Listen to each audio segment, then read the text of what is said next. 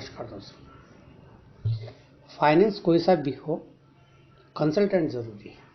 Consultant के बगैर अगर किसी व्यक्ति ने फाइनेंस किया, निश्चित रूप से या तो वो फंस जाता है, या अधिक लागत आ जाती है, या वो मंजिल तक पहुंच ही नहीं पाता है। क्यों? क्योंकि कंसल्टेंट जो होता है उसके पास एक तरीके से सारी व्यवस्थाएं होती हैं। मेरे पास हर बार बहुत सारे प्रकरण ऐसे आते हैं जो बिगड़ जाते हैं और फिर वो मेरे पास आते हैं और फिर मैं उसको सुधार कर देता हूँ। लेकिन जो प्रकरण हम बना के देते हैं उसमें टाइम लगना और एक बिगड़े हुए प्रकरण को सुधारना, उसमें बहुत फर्क होता है। इसलिए जब भी कोई फाइनेंस लेना हो तो आपको पहले कंसल्टेंट हायर करना है, फिर आपको फाइनेंस लेना है। मैं कई बार आपको उदाहरण के साथ चीज़ें बताता हूँ। मैं वैसे ही इस संबंध में भी आपको एक उदाहरण के बताता हूँ। एक बंदे ने पेट्रोल पंप के लिए अप्लाई किया, उसने कलेक्टर से परमिशन ले लिया, एसआर कंपनी से परमिशन ले लिया, टैंक की ड्राइंग बनवा ली और सब कंप्लीट कर लिया, डाइवर्शन करवा लिया और चालू कर दिया, वर्किंग शुरू कर दी। लेकिन उसने पेपर्स जो बनाए वो सिर्फ पेट्रोल पंप के हिसाब से बना लिए, जिससे कि पेट्रोल पंप की कंपनी द्वारा तो उनको सारी सहमति मिल गई, अनुमति मिल गई, लेकिन फाइनेंस के लिए वो परेशान हो गए। पूरा प्रकरण खराब होने के बाद वो मेरे पास आए। मैंने उस पेट्रोल पंप को पेपर्स जब देखे तो उसमें देखा कि जिस व्यक्ति के नाम पर ज़मीन है उसका यहाँ पे ना रेसिडेंस है, ना आधार है, ना पैन है, ना कंपनी का रजिस्ट्रेशन है, ना उसका परिवार है, ना कुछ नहीं है। और जिस व्यक्ति का यहाँ पर सब कुछ है, जो उसको चलाने वाला, उसका पार्टनर है, उसके साथ है, उस व्यक्ति का यहाँ पर घर है, ज़मीन है, वो है, लेकिन पेपर्स में कहीं भी नहीं। उन लोगों की बैंकिंग के लिए काफ़ी परेशान हुए, वो नहीं हो पाए। जब मेरे पास आए तो मैंने सबसे पहले उनसे कहा कि ये जितने काम आपने किए सबको रोकना पड़ेगा। जब तक मैं कंपनी के पेपर्स वगैरह तैयार नहीं कर दूं लोन के लिए, तब तक आपको रोकना पड़ेगा। पेट्रोल पंप में एक खास व्यवस्था ये होती है कि जिस ज़मीन पर आप पेट्रोल पंप लगाते हैं वो मॉर्गेज हो जाती है पेट्रोल कंपनी के पास, इसलिए उसके ऊपर फाइनेंस नहीं होता है। फाइनेंस के लिए आपको बैंक में दूसरे को लेटर देना पड़ता है। मैंने उस व्यक्ति के पहले पार्टनरशिप डीड बनाई, रजिस्ट्रेशन करवाया, उद्योगाधार बनाया, प्रोजेक्ट रिपोर्ट बनाई, और जो व्यक्ति यहाँ पर नहीं रहता था उसके लिए यहाँ का रेसिडेंस में एक किरायानामा बनवाया, फिर उसका आधार बनवाया, उस किरायानामे के आधार पर और उसको वो यहाँ का निवासी बनाया। जो यहाँ का निवासी था उसको उस पेट्रोल पंप के अंदर मैंने पार्टनरशिप बनाया। उसके बाद प्रोजेक्ट मैंने तैयार किया। फिर भी बैंक ने उस प्रोजेक्ट में इतना टाइम लगाया कि कम से कम 10 बैंक में ट्रायल करना पड़ा, क्योंकि हर एक को इस बात का शक था कि यह 1 साल से जो वर्क चल रहा है ये रुका क्यों।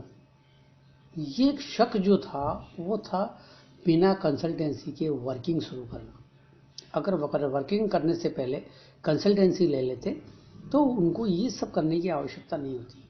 मेरा मतलब आप समझ रहे होंगे कि मैं क्या कहना चाहता हूँ। जब भी आप कोई भी प्रोजेक्ट लगाते हैं, चाहे वो डेयरी हो, मछली पालन हो, वेयर हाउस हो, कंपनी हो, और कोई वर्किंग कैपिटल हो, कोई आप एजेंसी ले रहे हो, कुछ भी कर रहे हो, सबसे पहले आपको कंसल्टेंसी लेनी है।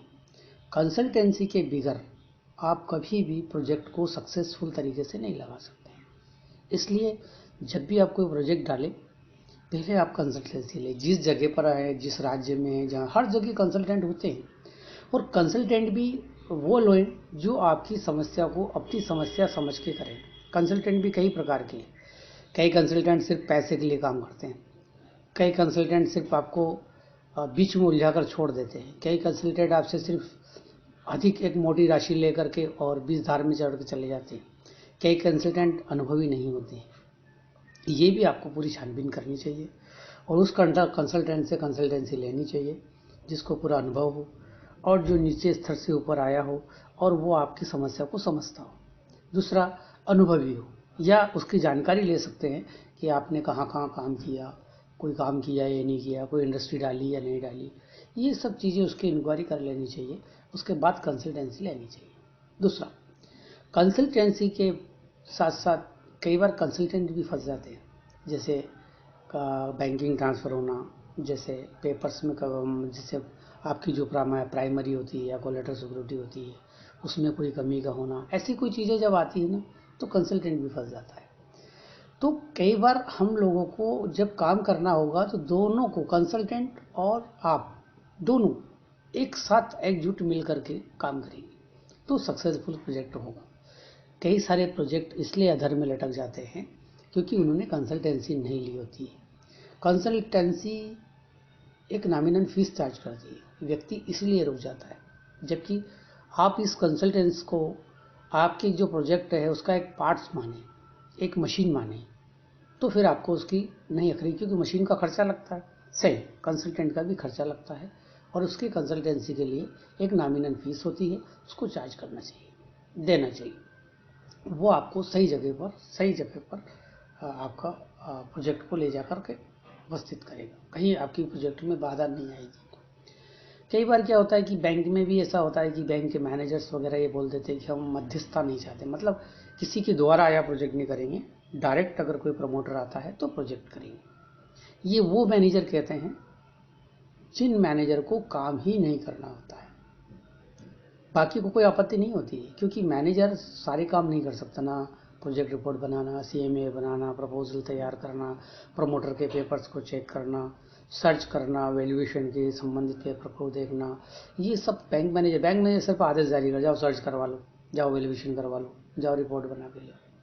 लेकिन जब बना के आते हैं तो उसमें फिर मिसमैच होता है, बैंक में और आपके पेपर्स में बहुत मिसमैच होता है, फिर उसको दोबारा 4 बार 5 बार करेक्शन होता है। लेकिन कंसल्टेंट बैंक मैनेजर की बात को सुनने के बाद पेपर्स तैयार करता है तो वो पेपर्स प्रॉपर होते हैं। कहाँ से सब्सिडी मिलेगी, सब्सिडी कब मिलेगी, सब्सिडी वाला प्रोजेक्ट कौन सा होगा, सब्सिडी कैसे मिलेगी, ये भी कंसल्टेंट पूरी तरीके से जानता है, क्योंकि कंसल्टेंट का ये भाग होता है। इसलिए जब भी कोई प्रोजेक्ट डालें कंसल्टेंट जरूर हायर करें, मेरा ये परामर्श है, सुझाव है। नमस्कार।